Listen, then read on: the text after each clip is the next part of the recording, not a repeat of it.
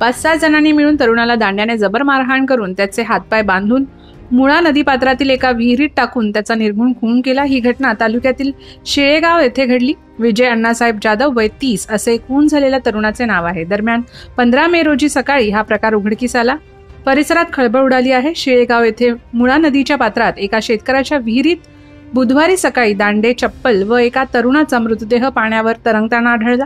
या घटनेची माहिती मिळताच संजय ठेंगे यांच्या मार्गदर्शनाखाली देवेंद्र शिंदे, सूरज गायकवाड, राहुल यादव, प्रमोद ढाकणे, विकास साळावे, रोहित पालवे, संतोष राठोड, भाऊसाहेब शिरसाट, गणेश लिपणे यांच्या पोलीस पथकाने रुग्णवाहिका चालक सचिन धसाळासह घटनास्थळी धाव घेतली। पोलीस पथकाने स्थानिक तरुणाच्या मदतीने बाजेवरून मृतदेह विहिरीतून बाहेर काढला।